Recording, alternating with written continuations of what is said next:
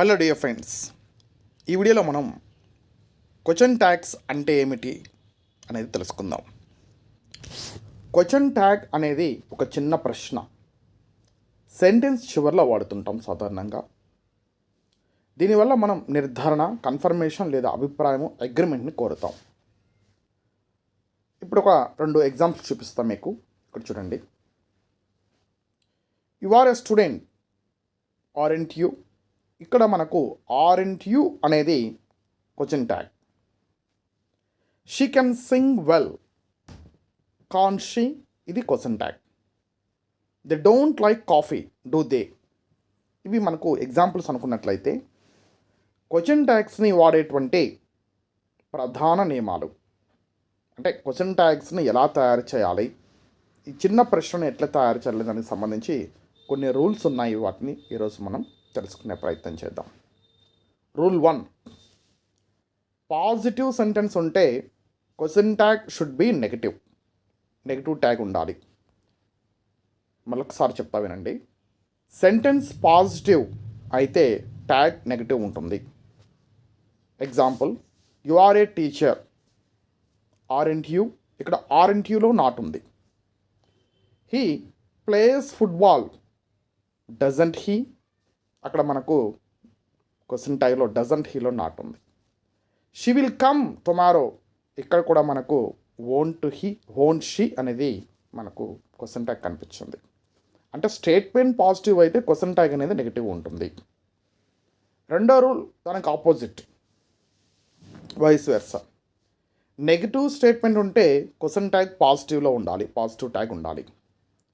Sentence negative అయితే tag positive ఉంటుంది. Examples, they aren't busy, దానికి question tag are you.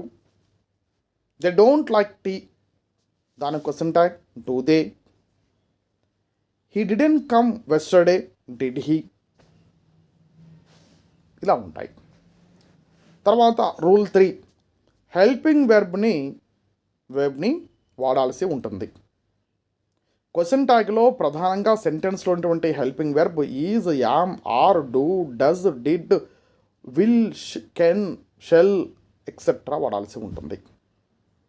Example ఏంటంటే, she is your sister, దాంట్లో ముందుగా హెల్పింగ్ వెర్బ్ ఈజ్ గనక ఈజ్ అని రాసి దానికి నాట్ చేస్తే ఈజెంట్, షీ ఇక్కడ ఉన్నటువంటి షీని పెట్టి క్వశ్చన్ మార్క్ రాయాల్సి ఉంటుంది. అంటే షీ ఈజ్ యువర్ సిస్టర్ అన్నట్లయితే దానికి క్వశ్చన్ ట్యాగ్ ఏంటంటే ఈజెంట్ షీ అవుతుంది. అలాగే they have finished the work అనే దానికి హ్యావెంట్ దే అవుతుంది.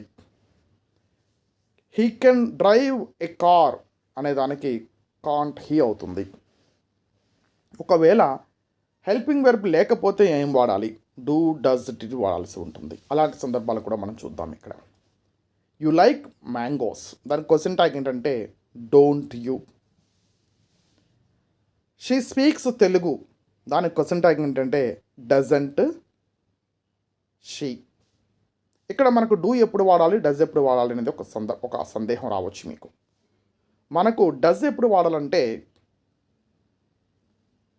సెంటెన్స్ అనేది ప్రజెంట్ టెన్స్లో ఉండి సబ్జెక్ట్ అనేది థర్డ్ పర్సన్ సింగులర్ అయితే డజ్ వాడాల్సి ఉంటుంది. షీ అనేది థర్డ్ పర్సన్ సింగులర్ కనుక మనము డజంట్ షీ అనేది వాడాము. Next, he studied well, didn't he? ఇక్కడ స్టడీడ్ అనేది సింపుల్ పాస్ట్ టెన్స్లో ఉంది కనుక డిడ్ అనేటువంటి దాని క్వశ్చన్ ట్యాగ్ గాను, మనకు స్టేట్మెంట్లో నాట్ లేదు కనుక నాట్, హీని చివరిగా చేర్చాము మనం. తర్వాత 5వ రూల్ ఏంటంటే సబ్జెక్ట్ను ట్యాగ్లో ప్రొనౌన్గా వాడాల్సి ఉంటుంది. అంటే ట్యాగ్లో సబ్జెక్ట్ మళ్ళీ ప్రొనౌన్ రూపంలో కనిపిస్తుంది. ఎగ్జాంపుల్స్ ఏంటంటే, రామ్ ఈజ్ యువర్ బ్రదర్, ఇక్కడ రామ్ అనేది మనకు నౌన్ అయితే దాని ప్రొనౌన్ హీ. సో అలాంటి సందర్భంలో ఈజ్ని మనము క్వశ్చన్ ట్యాగ్గా వాడి సెంటెన్స్లో నాట్ లేదు కనుక నాట్ చేర్చి సబ్జెక్ట్ అనేటువంటి రామ్కి బదులుగా మనం హీ అనేది రాస్తాము. అప్పుడు క్వశ్చన్ ట్యాగ్ ఏమవుతుందంటే ఈజెంట్ హీ అవుతుంది. అలాగే షీ కెన్ డాన్స్ వెల్, దానికి కాన్ షీ అవుతుంది. ద చిల్డ్రన్ ఆర్ ప్లేయింగ్, దానికి క్వశ్చన్ ట్యాగ్ ఏమవుతుందంటే ఆర్ అండ్ దే అవుతుంది. మరొక ముఖ్యమైన రూల్, ఇప్పటి వరకు జరిగినటువంటి కాంపిటేటివ్ ఎగ్జామినేషన్స్లో చాలాసార్లు అడిగినటువంటి ప్రశ్న ఏదంటే ఐఆమ్ సెంటెన్స్కు tag aren't I. I am ఉన్నప్పుడు ట్యాగ్లో ఆర్ అండ్ టై వాడాలి. Example, I am your friend, aren't I అనాలి, యామ్ అండ్ టై కాదు. గుర్తుపెట్టుకోవాలి ఈ విషయం, ఎందుకంటే ఇప్పటి వరకు అడిగినటువంటి అన్ని ప్రశ్నల్లో కూడా ఇది అడిగారు.